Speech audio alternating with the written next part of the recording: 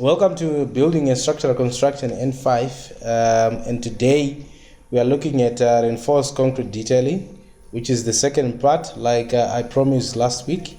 And the learning objective, right, of today's class is to detail a combined structure from a given narrative and specifications, right? So what this means is you will be given a narrative or a description, just like you were given in Building and Structural Construction N4. Then based on this description, you are supposed to come up with a drawing, right? So what we are going to do is we'll go through a narrative. Once we go through a narrative, then I will show you how you come up with a drawing, which is being described in the specifications as well as narratives, right? So if you look at what we are going to be looking at, we've got a narrative which is depicted on your screen there, right? So it reads: a 1.5 meter high octagon concrete column with 200 millimeter sides stand in the middle of a pile cap, and this pile cap is 1.6 meters long, 0.960 meters wide, and 500 millimeters deep, which rests on two 200 millimeter concrete piles, right, 100 millimeters from the sides of the pile cap, and placed centrally along the width of the pile cap. The octagonal reinforced concrete column supports a cantilevered reinforced concrete slab 1.5 meters long to the left and left hand side from the center of the column, which form part of the balcony. A half brick face brick wall 12 courses above the top of the slab is built 15 millimeters from the edge of the balcony and finished off with a mortar plinth. To the right of the octagonal column, the balcony extends 1 meter from the center of the column. The balcony slab is supported by an edge beam, which also supports an upward reinforced concrete staircase with 5 steps, having 150 millimeter rise and 250 millimeter treads and a waist of 150 millimeters. The staircase and balcony is finished off with untinted granulithic screed, which is 20 millimeters thick. Assume a 50 millimeter cover to all reinforcements for structural units below ground level and 30 millimeter for all units above ground level. Show at least 500 millimeters of the columns and piles, right? Now, so this is a description or a setup which is being described, and as you can see, we are having a number of units that are joined together, right? So the objective is to give you an understanding of how you interpret such a description and come up with a drawing, right? So in this case, the focus is going to be on standard methods of detailing reinforced concrete drawings. And once we get to that level where we can detail reinforced concrete drawings, then you will be expected to put also the annotation, right? Now by annotation, I'm referring to the steel codes which are introduced in last week's lecture. And those steel codes are the ones which will be providing us with supplementary information on how the steel reinforcements are arranged, as well as how many and what quantities do we need, right? Remember, the reason for having such steel codes is to ensure that we have shorthand on the drawings and we reduce drawing clutter as much as possible, right? So from here, the objective is to draw to a scale of 1 to 10 a vertical section through the piles, pile cap, octagonal column, balcony, and staircase to show the reinforcement and construction details. The drawing must be fully labeled and correctly steel coded to SAN standards. Use the following steel reinforcements specified, right? So for each structural element that is given, you can see that we are given the concrete piles. We are told that we are going to have 6 high yield 20 main bars reinforcement with 10 millimeter steel helical binders at 200 centers, right? So this is the information which we are getting from the pile cap, right? So what do we do in such a situation, right?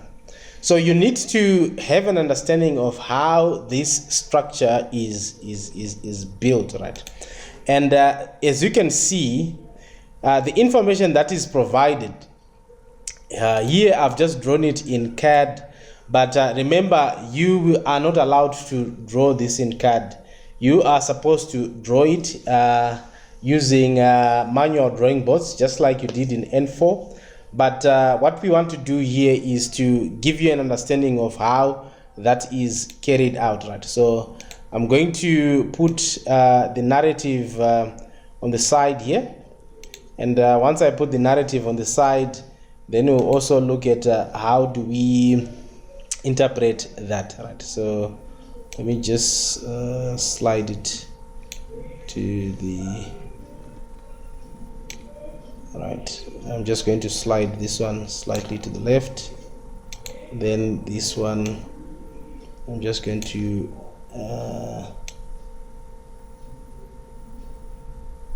slide it here, so that at least the information which is here can also easily be seen, right?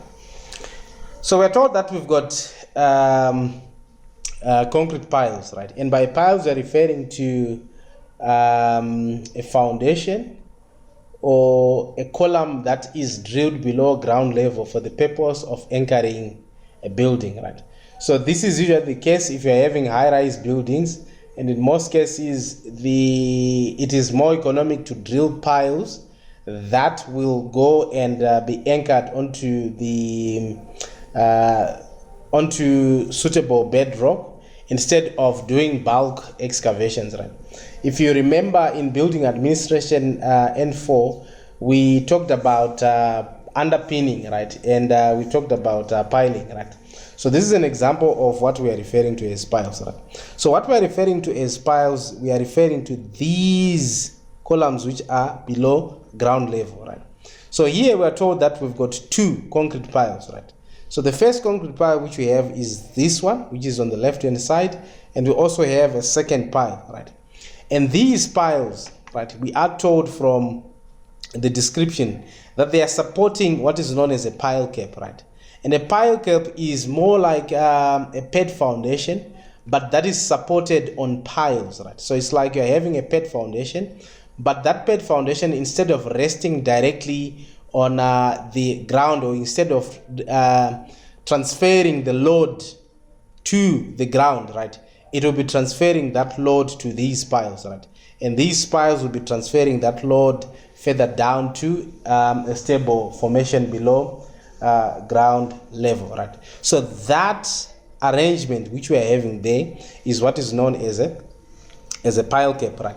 So in this pile cap, we are told that it is 1.6 meters wide, so which means from there to there we are having a total of 1.6 meters, and it is 1.6 meters long, and the width is 960 millimeters, so which means in a direction perpendicular to this screen, that's where you are seeing the 960 millimeters. So which means from this view we will not be able to see that detail, right? And the depth of the pile cap is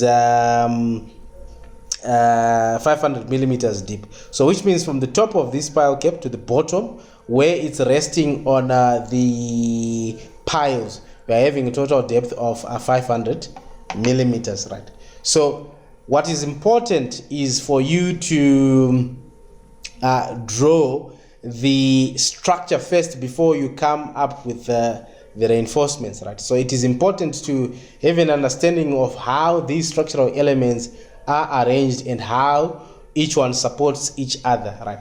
So from here, the pile cap, we are told that we have an octagonal column, right? And we're told that this octagonal column is resting on top of the pile cap. So which means the octagonal pile cap is going to be placed at the center here, right? And this octagonal pile cap which we have here is in turn supporting a slab, right? So if you look at the slab which we have here, The slab, from the narrative which we are given, the slab has got a thickness of 200 millimeters, balcony slab 250 millimeter thick, and you have 6 wide tension reinforcements per meter, and they're also having 6 RR compression bars and RR10 150 millimeter binders, right? So you can see that here we have to place a slab on top of the concrete column.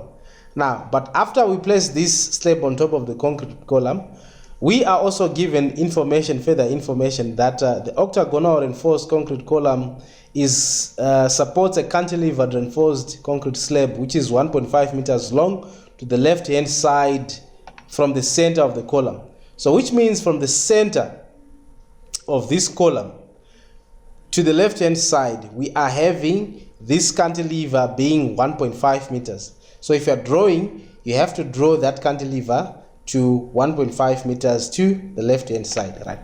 Then we are also told that a half brick face brick wall 12 courses above the top of the slab is built 15 millimeters from the edge of the balcony. So this is the wall which is built at an 15 millimeters away from the edge of this balcony, and this height will be 12 courses, right? Now we are also told that the right hand side of the octagonal column, to the right hand side of the octagonal column, the balcony slab extends 1 meter from the center of the column, right? So from the center of this column going to the right hand side, we are told that this slab extends 1 meter, right? So you have to draw the slab extending to the right 1 meter, and from there you are also given further detail, and this detail is that the balcony slab is supported by an edge beam which supports an upward reinforced concrete staircase with 5 steps, right? So this beam which you are seeing at the end here is what is known as an edge beam, and it is cast integral with the slab, and the beam height will be from the top of the slab until we get to the bottom here. So if I given the beam height, it includes the thickness of this slab, because these will be cast integrally and will be cast as one unit, what is called monolithic casting. And we are also told that to the left hand side of this beam, to the right hand side of this beam, it is also supporting a staircase, and that staircase is a total of 5 steps, right? So you have to show in the 5 steps, and those 5 steps, we are told that the rise is 150 millimeters. By rise, we are referring to the distance from the horizontal platform to the top here. So that vertical distance is known as the rise, right? And this horizontal platform where we step on is known as the tread. And the vertical or the distance which is perpendicular to the soffit of the staircase, which is the bottom part of the staircase, to the interface between the tread and the rise is known as the waist, right? So that is what is being referred to as the waist, right? And we are now told that the staircase and balcony is finished off with untreated granolithic screed, which is 20 millimeters thick, and assume a 50 millimeter cover to reinforcements for structural units below the ground level, and 30 millimeters to all units above ground level. So what we mean by cover is the distance from the outside of the column to the outside edge of any reinforcement. So that is what is known as a cover. And the purpose of having cover is to prevent or to provide what is known as fire resistance, which means if a building catches fire, this concrete must act as a retardant when it comes to absorption of heat, right? Because a rapid increase in the absorption of heat will result in the weakening of these reinforcements, and the weakening of these reinforcements will result in premature collapse of the structure as a result of absorbing heat, right? So that is what we are referring to as cover, right? And the reason for cover is for fire resistance, and the second reason for cover is to provide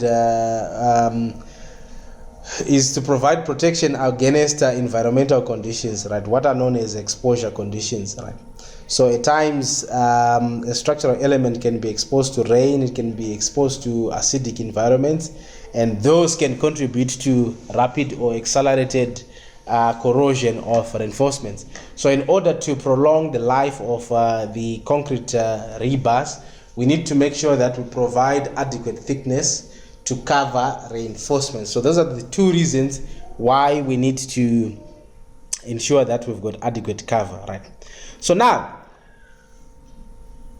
once we now have the overall arrangement or the structure in place, right? The next thing which you are supposed to do now is to then place the reinforcements according to the standard notation, which is recommended by the SANS standards, right? In this case, that's SANS 282, right? So what it means is, when you now have the overall structure which you have there, the next thing which you do is to put in the reinforcements according to the specifications that are given there, right? So we're going to start with the piles, right? So the piles which you can see here, right, is we are given the following reinforcements, right, from the spec. We're going to use 6 high yield reinforcements, 20 millimeter main steel reinforcements, right, and with 10 millimeter mild steel helical binders at a spacing of 220 millimeters, right? So that is the pitch, right? So what it means is, here I'm going to show that this is a main bar, right? So I'm just going to indicate it by a vertical line. We don't need to show, or we don't need to indicate the thickness of the main bar, right? We don't need to indicate the thickness of the main bar there. Then, when it comes to the other the other spec which is given here, we are told that we have what are known as helical binders, and by helical binders we are referring to these lines which you see there as a zigzag, right? So the main reason why you have these helical binders is to ensure that we've got a cage which acts as one unit. We are able to bind together these reinforcements so that when they are transferring load, it's acting as one unit, right? Number one. Number two, it is also meant to ensure that the handling of these bars is easy, because remember, this cage is going to be lowered down below ground level. So it has to be lowered down as one continuous unit and not as single pieces, because you won't be able to tie them once you lower it into a hole which is drilled below ground level, right? Now, but how do we detail these helical binders, right? So they are detailed by just showing these zigzag lines. But how do we do that? You are told that the pitch here is 200 millimeters from center to center. What it simply means is, for you to have one complete loop, right, that is from there to there, that's representing one complete cycle around the 6 binders, right? You need to have moved a vertical distance or a horizontal distance of 200 millimeters.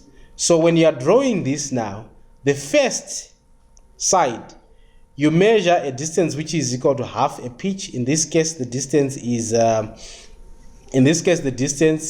which you're going to measure there will be a distance of 100 millimeters. So if you measure from there to there, you're going to see that this distance is 100 millimeters, right?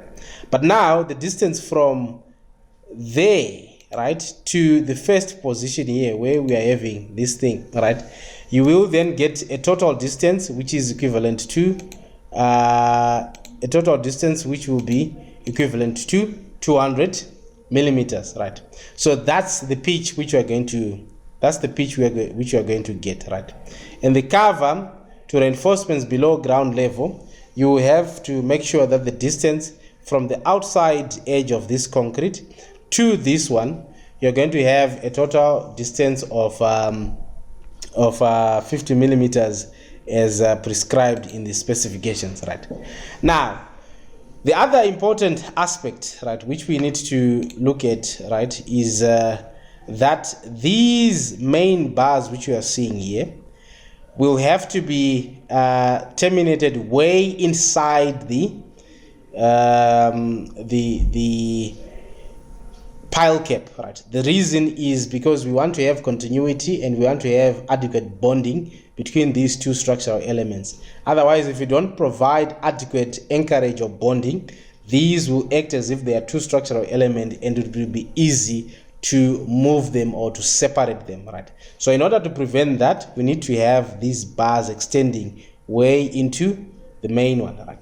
So in this case now, you can see that on the other pile cap here, we've got the main bar which is in position, and we also have these helical binders, right? And these helical binders, you can see that they are being terminated below the pile cap, right?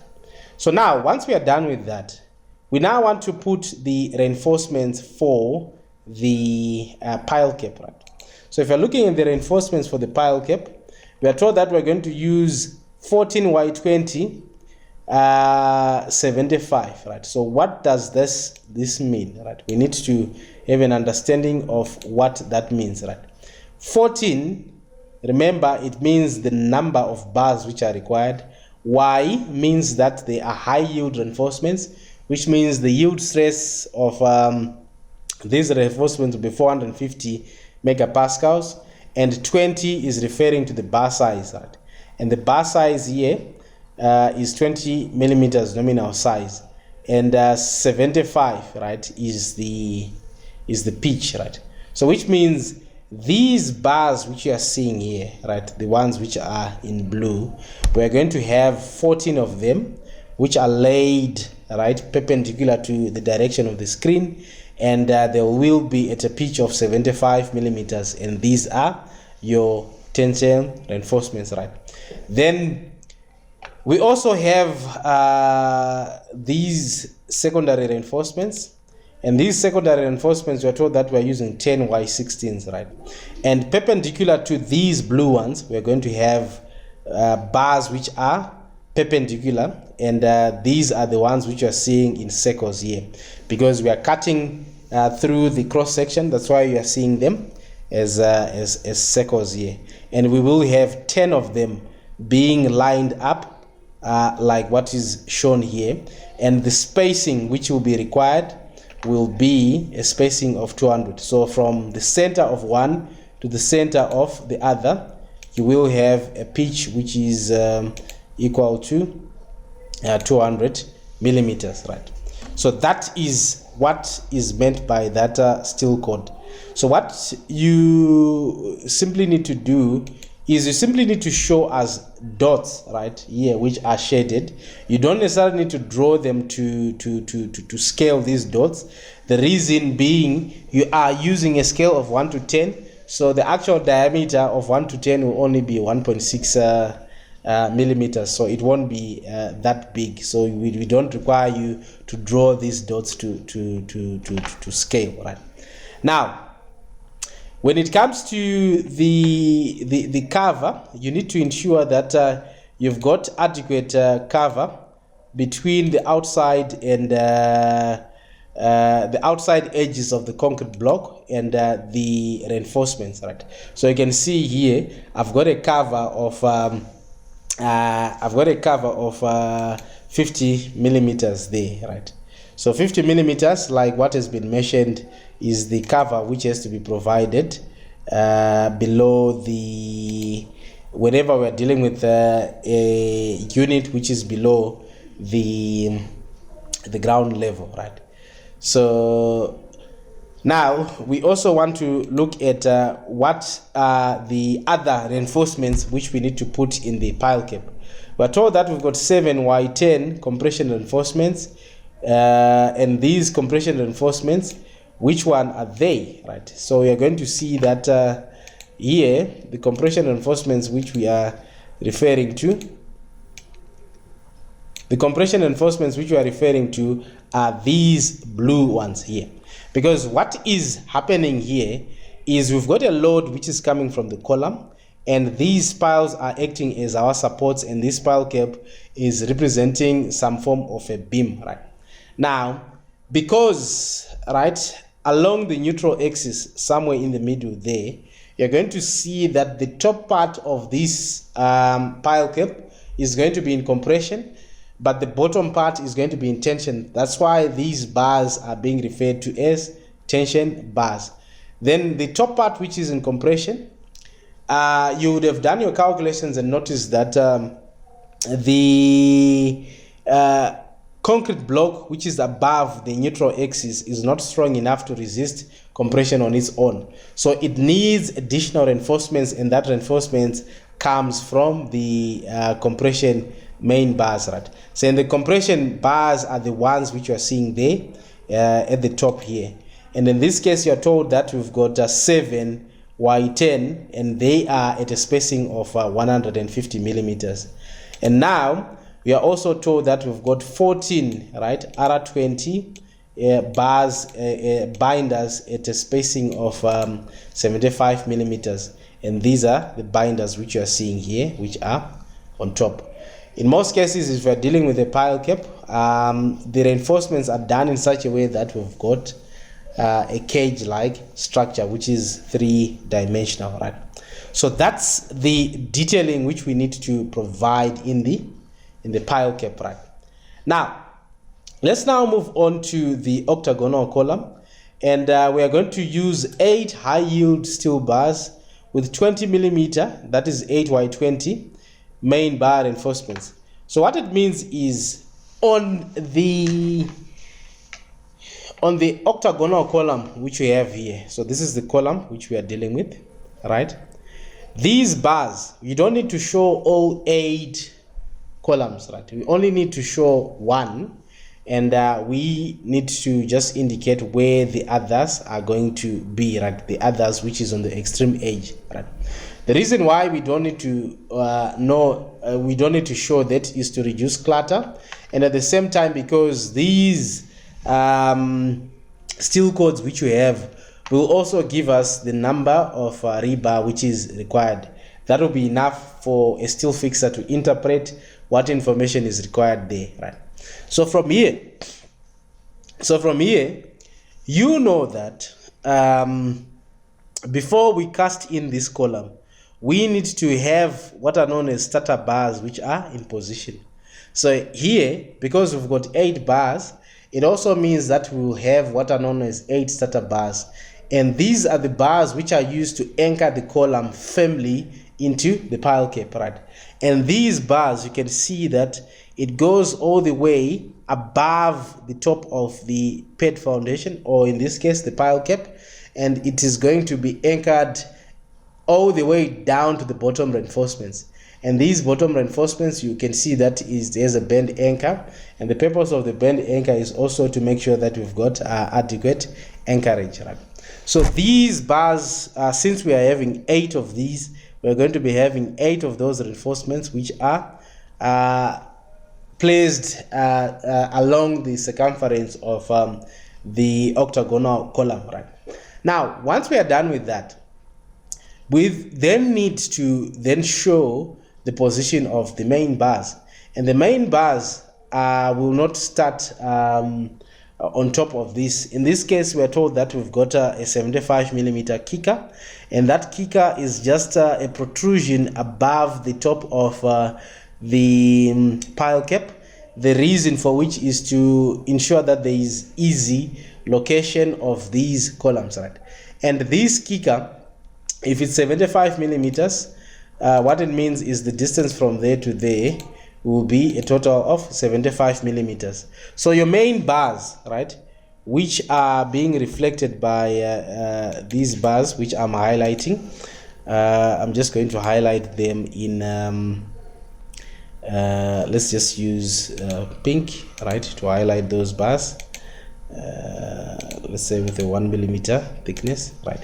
So these bars which you are seeing here are the main bars which will go all the way until they terminate at the top of the foundation, right? Now, how do we then bind these main bars together? We bind them by making use of helical binders, and the conventional way of showing our helical binders is by showing these zigzag lines. We don't necessarily need to show the zigzag lines for the entire column, right? So if you can show 2 or 3 cycles, that will be okay. But what you need to ensure is to ensure that the first or the start of that thread is half a pitch. We are told that the pitch of that thread is 200 millimeters, but the first one is going to be half a pitch. But on this side, that's where you're seeing a full pitch of 200 millimeters. Then from there, you can see that we can start from here. We can start from there and go all the way there, and we'll be having that pitch of 200 millimeters, right? So that's how we are going to be showing the reinforcements for the main bars in the octagonal column, right? So once we are done with that, we also need to ensure that we have adequate bonding or anchorage of these bars into the slab, right? So at the top of these slabs, right, the main bars will then go into the slab, and then we terminate them by providing these band anchors, right? So that is how we join these reinforcements, right? Now, we also want to bring to your attention the fact that we also need to provide reinforcements in the balcony, right? And here we are told that 6Y 16 tension reinforcements per meter, and we are also having 6 R10 compression bars, right, and 150 helical binders, right? So now, because this is a cantilever slab, right, so what it means is the load is going to be applied from the top, right? So as the load is applied from the top, it will have a tendency to bend this way, and the top side is the one which is going to be in tension. So that is the reason why you see that we've got these main bars, and we're having 6 of those per meter, right? So depending on the entire width of the balcony, right, for every meter we'll be providing 6 main bars, right? But at the bottom here, that's where you're going to have compression reinforcements, right? So this is on this part of the slab, which is a cantilever. And by the way, a cantilever simply means a structure which is supported in one end and the other end is free, right? So where is the load coming from? The load is coming from the weight of the brickwork, which is on the edge here, as well as the weight of people or any other loads which can be placed on top of this, right? Now, but between these two segments, right, where we are having a beam, right, as well as a column, right, these two are supports, and it means the load which is applied here at the top is going to be compression, but at the bottom, that's where you're going to experience tension. So which means these bars will then have to be taken down, right, from the top, then it will be a tension bar at the bottom here, right? And now this is how you indicate the reinforcements which are in the slab, right? So now let's look at the reinforcements which are placed in the edge beam, right? So we are told that we've got an edge beam which is 300 millimeters wide and 400 millimeters deep with 3Y20 tensile rod, right? So what it means is the overall dimension of this beam, right, is inclusive of the thickness of the slab, and this overall dimension which we are having there is 400 millimeters. So from the top of the slab to the bottom here, the overall depth will be 400 millimeters. So please ensure that you don't have a situation in which you measure the 400 millimeters from the bottom of the slab, right? Please make sure that you include the thickness of the slab when you are determining the overall depth of the beam, right? Then the width is the distance from there to there, and the dimension which we are having there is an overall dimension of 300, and from there to there, as you can see, the overall dimension is 200, and from there to there you can see that the overall dimension is provided there as 200 for the slab, right? Now you are told that we've got three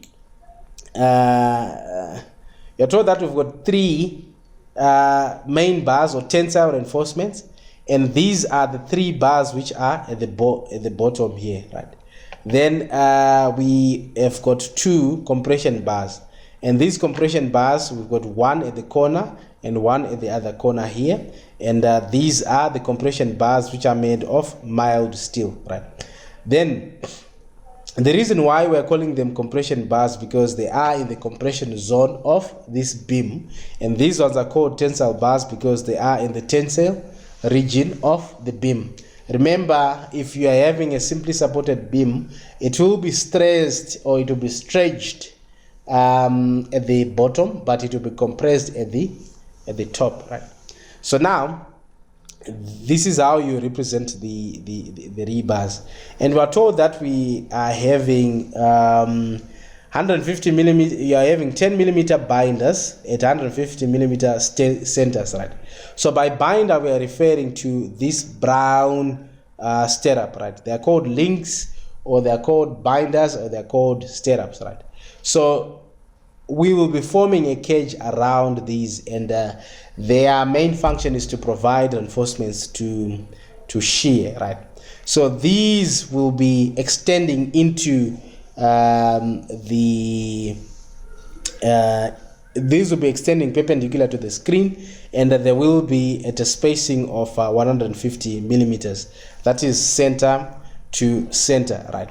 Now, once we are done with that, we also need to provide reinforcements to the stirrups, right? And the stirrups are reinforcements in the slabs or in the staircase. We need to provide main reinforcements, and these main reinforcements are the ones which you are seeing running in blue, right? And perpendicular to that, we'll be having distribution bars or secondary bars, right? And these secondary bars, they are placed at a spacing of 200 millimeters, right? So that is how you should detail the reinforcements, right? But as you can see, we are not given the annotations. So what you need to do also is to provide the correct annotation to the given drawing, right? So here you need to provide the correct steel codes, right? And by providing correct steel codes, you can see that here we've got main bars, and if you look at the reinforcements which we have here, we are told that they are 6 Y20 reinforcements, right? So how do we make sure that we put the correct steel code there, right? So you then write 6 Y20, and we also need to provide what is known as a bar mark. So the bar mark is, since that is the first bar which I'm referring to, this is going to be bar number 01, right? So what this tells us is that we're going to have 6 of these bars, and the size is 20 millimeters, and this is bar mark number 1, right? Then we are also told that we've got helical binders, right? And the helical binders, we are told that they are made out of mild steel bars. That's why we are going to have R10, right? And the bar mark for this one is going to be number 2, and we are told that this is at a pitch of 200. So the spacing is 200, or the pitch is 200 millimeters, right? So you can see that I'm now adding the annotations here as they are given there, right? So here, when it comes to the annotations which are in the pile cap, we are told that we had 14 Y20 bars, 14 Y20 bars, and this is going to be my bar mark number 3, and the pitch there is given as 75. So I know that the spacing, or the spacing of these bars as it extends into that, is going to be 75 millimeters, right? So here I also have another bar, which is a compression bar, and we are told that we have 7 Y10, and this is going to be bar mark number 4, and the spacing of those is 150 millimeters, right? And we are also told that we've got distribution bars and these secondary reinforcements, which are at the bottom. 10, we're told that we've got 10 Y16s, right? This is going to be bar mark number 505 now, and at a pitch of 200, right? So that is how you'll be adding the annotations to the information that is provided, right? So here, when it comes to annotations which are in the main bar, you can see that we are told that we've got 8 Y20s, right? So this is 8 Y20s, and the bar mark is going to be number 606, right? And we also need to provide the steel codes for the helical binder, and this helical binder which we have, let's look at the specification which is given under the octagonal column. We have mild steel helical binders at a spacing of 200 centers. So this is going to be R8, right? And the bar mark is 06, and the pitch is 200 millimeters, right? So that's how we are going to be placing the rebar there, right? So using these steel codes and using the information that is provided, right, we can continue here, and you can see that this for the main bars which are in the column, we are told that we've got 3 Y20s, right? So 3 Y20, and I'm going to put bar mark number 7 here, right? And we also have 2 Y16s, right? So you can see that this is the other bar, and this is 2 Y16. Let me see, we are told that they are made out of mild steel, and since they are made out of mild steel, we have to use R16 as the code, right? So 2 R16, and this is bar mark number 7. Let me just confirm that I'm not repeating the bar mark, right? So this bar mark is supposed to be number 8, right? So the bar marks, you just if they are not given in the narrative, what you simply do is you will be adding them as you proceed, right? And here the bar mark and the steel code for the stirrups is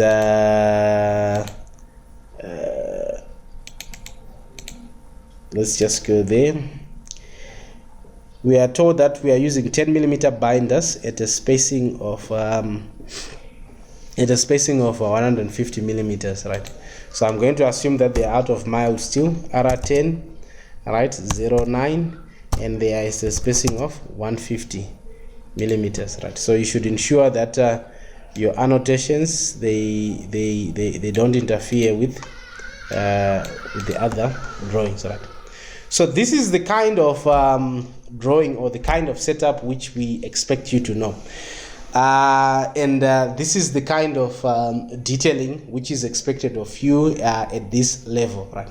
So depending on the type of drawing that has been given, right, you will notice that you can be given a different drawing, and all they want you to do is to assemble the structure together. Once you assemble the structure together, then the next thing which you do is to then show us how you would then provide the reinforcements, right? And the standard method of providing the steel cords, right? So that is how it's supposed to be done.